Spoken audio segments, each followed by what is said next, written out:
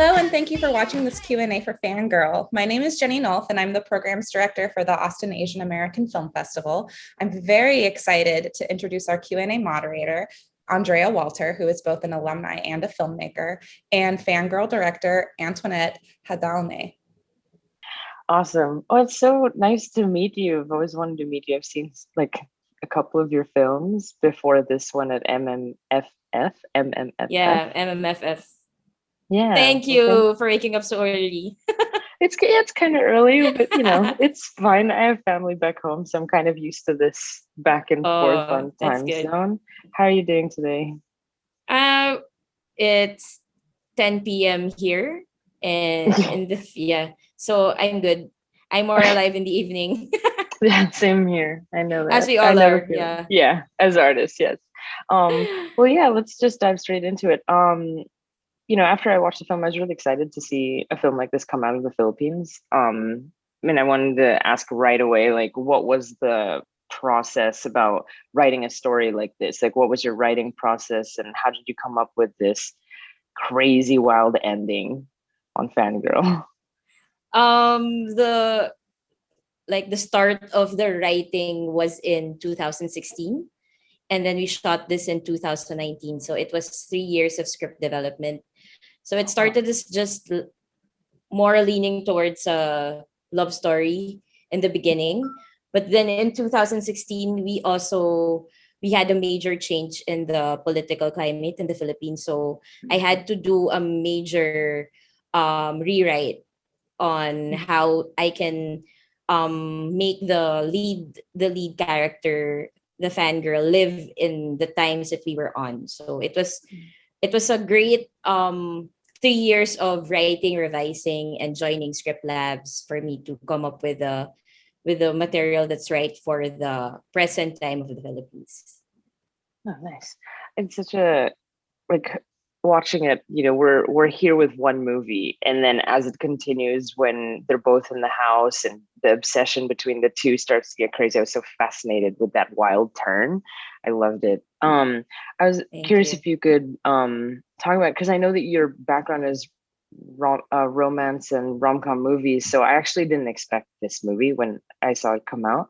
Wondering if you could talk a little bit about that and love team culture back home. Yeah, in the Philippines, we're really obsessed with anything that has to do with love and fate and soulmates. And even in how we see celebrities, we have what you said, love teams. So love teams is when we have a pair of actors who get paired up in almost everything that they're on, from TV commercials to TV shows to movies. Product endorsement. So in the Philippines, the fans have a hard time.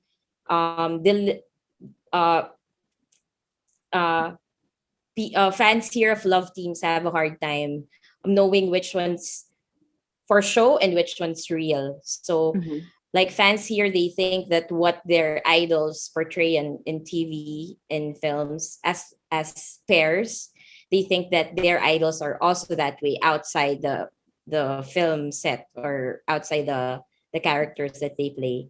And it's been like that for many years. So I have started as a production assistant when I graduated from film school, and I was able to really live through this kind of a phenomenon, working with all these celebrities, being their friends. And yeah, it's basically me being a fan, but also being a friend to celebrities, that they live really dual lives, their lives on their social media and on screen, and their lives outside, the real them, so to speak. Yeah. So you had a lot of real life experience you were able to pull from? Yeah, definitely. But not as a celebrity, of course, but as a filmmaker dealing with fans and being friends with celebrities also. That's cool. Well, going off of that, like more of a fun question before I go back to the process. Did you, at her age, did you have anyone you were a fan of? At that age, I was more of a fan of rock stars. Nice. Rock It's like your stars and same. boy bands. Yeah, boy bands. That was the time the Backstreet Boys and Sync and Spice Girls were all the rage when I was her age. Yeah. Same here. That's funny. So it's interesting watching your two leads play this. I was wondering if you could go over like your casting process, because I heard from a friend of mine that you had an open casting when I was listening to another podcast. I don't know if you could go over that. Yeah, for the role of the fangirl, I wanted someone who's not been the lead in a or didn't have any major roles in TV or film. So I wanted the lead girl to be a fresh face. So I decided to do a casting call, an open casting call, and there were like 680 girls that came in to audition. We were really surprised. That's a These lot. are because what we said in the casting call was we wanted somewhat this kind of girl from this age to this age with or without acting experience. And if you have a lot of acting experience, that would actually be a liability rather than an asset. So maybe that's Wow. why a lot of girls auditioned. So funny story is that we already chose a fangirl, but a Mhm. week prior to the shoot, she had to back out because of Oh contract no. issues, yeah, with their management. So we had to find a new one in a week because my producers won't let me postpone the shoot anymore because we were already over budget because of the delays, because I was taking my time getting Yeah. the lead girl. So we got the Charlie D's on a Thursday, and then we shot on a Sunday. And yeah, Wow. that fast, yeah, because they really wouldn't allow me anymore to postpone the shooting date. And luckily, yeah, she fit the role perfectly. As for Paolo Avellino is really a big star in the Philippines. Hmm. So when I made him read the script, I just after like 3 or 4 days, he messaged me and told me he's gonna do it, no questions asked. So I was Wow. really lucky with the cast that I had. They say that with the right cast, the director's job is already 90% done. And I'm really so lucky that I found the the perfect cast to play those roles. And they were really supporting my vision also. So yeah, very lucky. That's crazy. I had no idea there was like the Thursday to Sunday.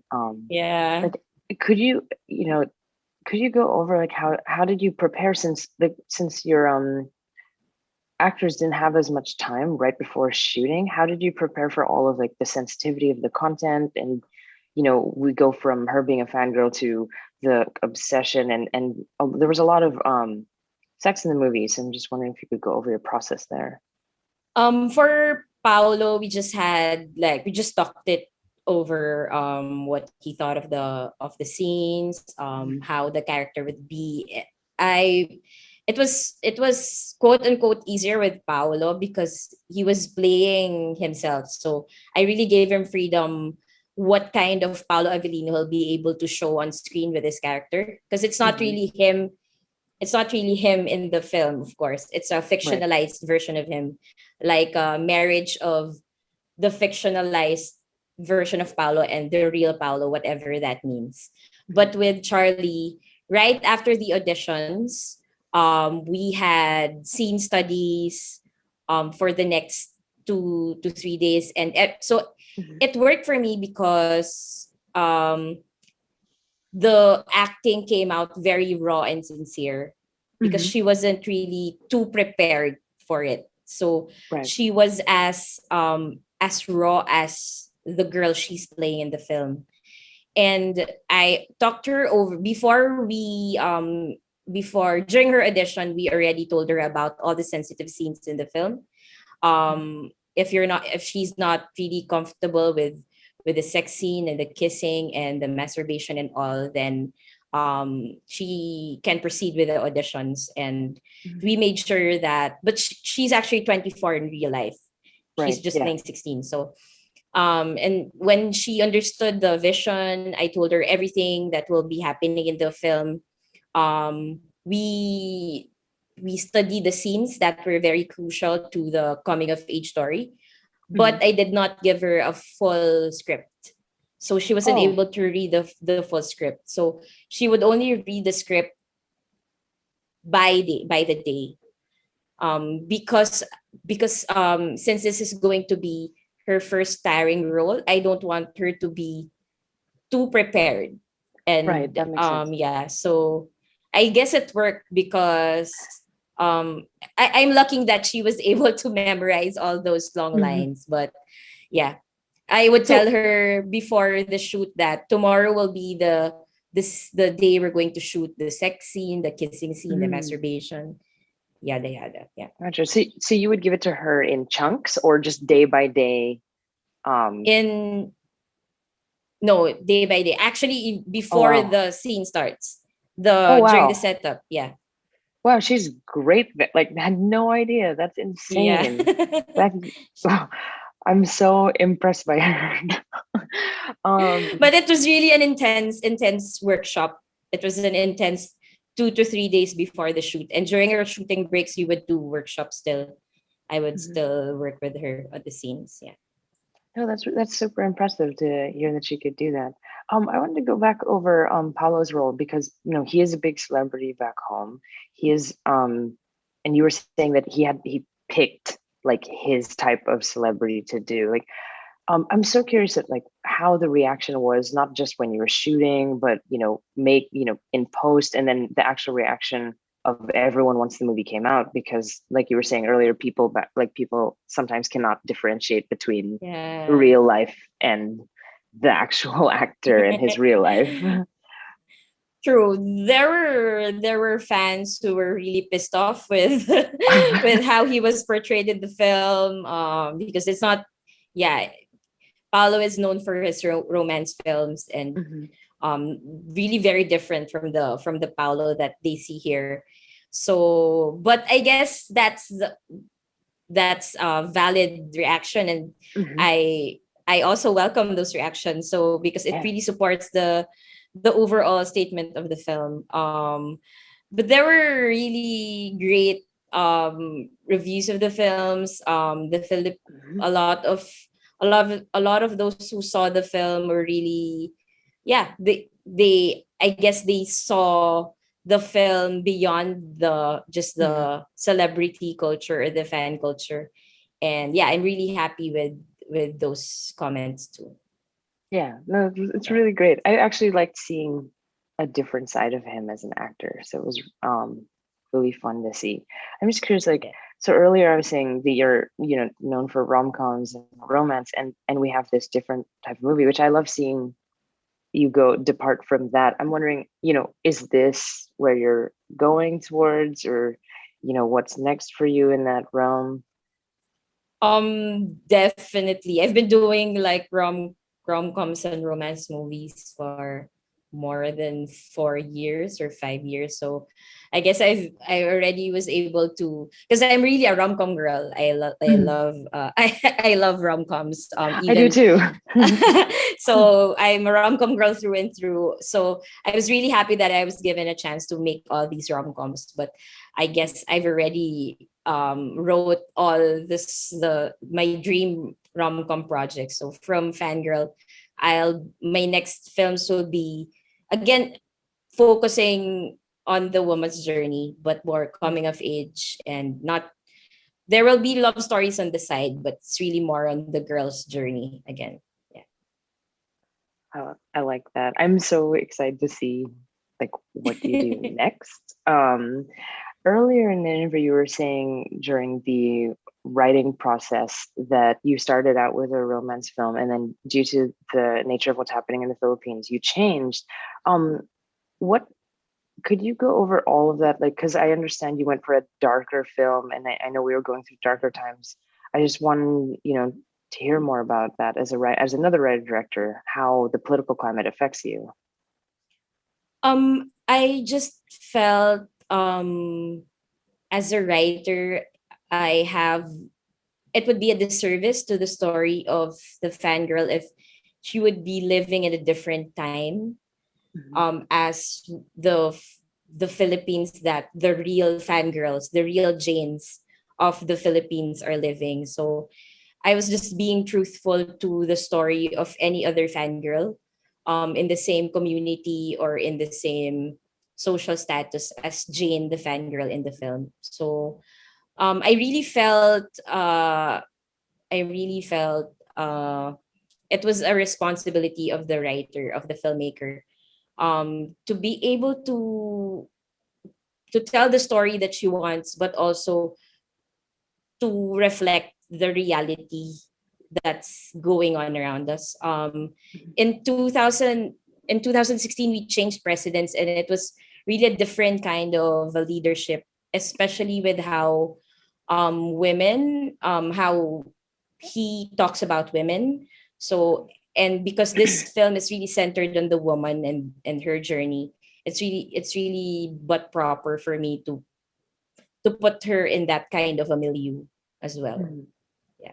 Yeah, that's interesting to see. I do really like that you always have a female lead, because you have that female perspective, so it's always nice to see that. And it's like really, really great to hear that you changed all this due to like what's happening. I like seeing that.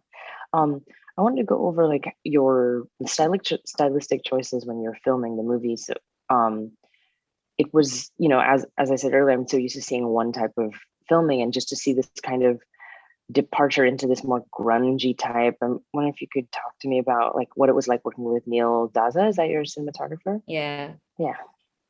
So Neil Daza's background is documentary. So Mhm. he's a documentary photographer before he became a documentary filmmaker and then a cinematographer.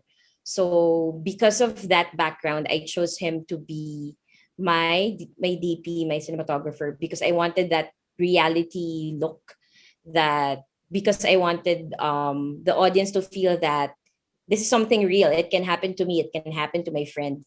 It can happen to anyone. We are all fangirls. And aside from that, that's why I use the handheld treatment. But Mhm. aside from that, the camera operators that I had were all women.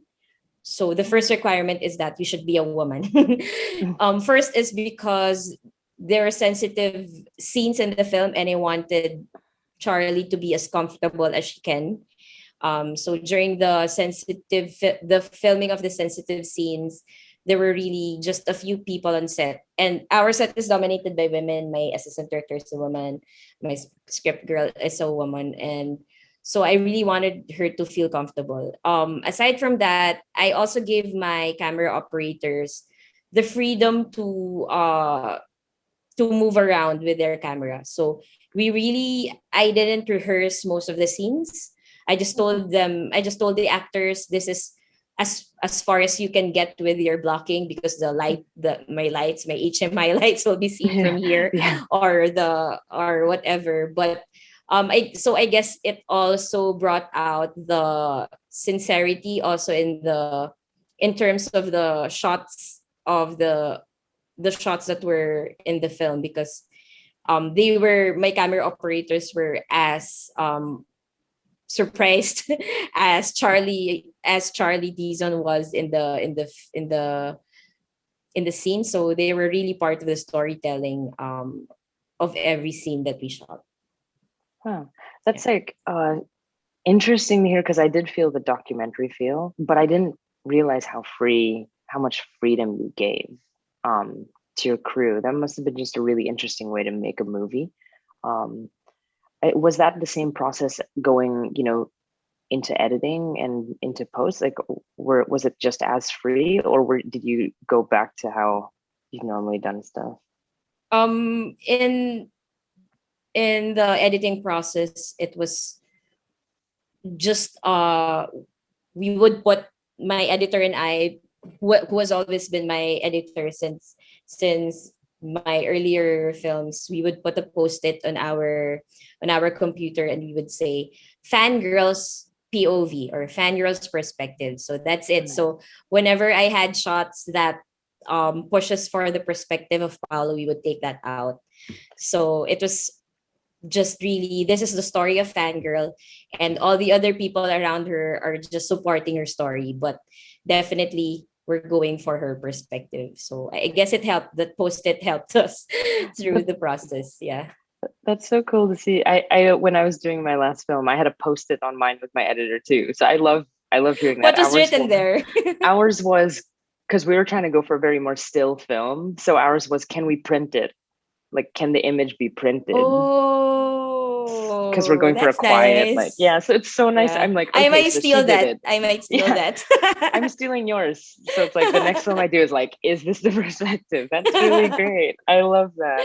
Well, I'm just so curious, like, so also coming from the writer director background, I love hearing, all the personal stories we have. What did you walk away from this movie? Like, what did you learn anything new? Did anything come about from this film that you are going to just take away to your next one, even if it's like a funny moment?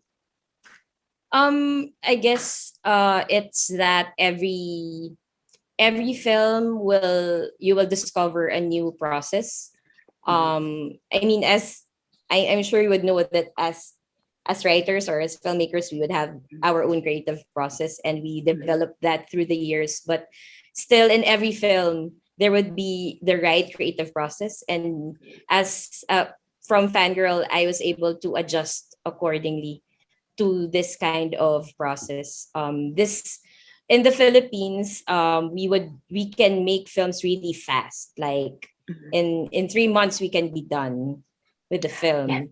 Yeah. That's so crazy. So this film we started in 2016 and we just showed it in 2020. We premiered in 2020. It was really a long journey, and I was getting impatient because I was so used to just really at the snap of a finger the film is done. But yeah, so it's a different process every film, and also with every actor.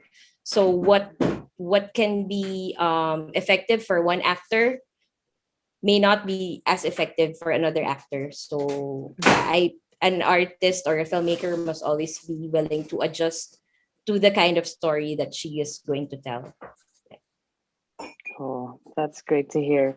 I have one last question. What advice do you have to any other female filmmakers who are trying to make a movie? It's our time. Actually, we don't really have that kind of a problem here in the Philippines. Yeah, we don't. Yeah. So yeah, in the For Philippines, everyone over here, yeah. as I'm stuck in America. So yeah, it's our time, and people need to hear our story. And no better person can tell the woman's story but a woman. So yeah, we just have to go for it. And yeah, our time is now. Amazing. Well, thank you so much for doing this with me, and congratulations on the film. You won so many awards in the Philippines. I'm excited for Filipinos over here and all other audiences to watch this movie. Thank you so much.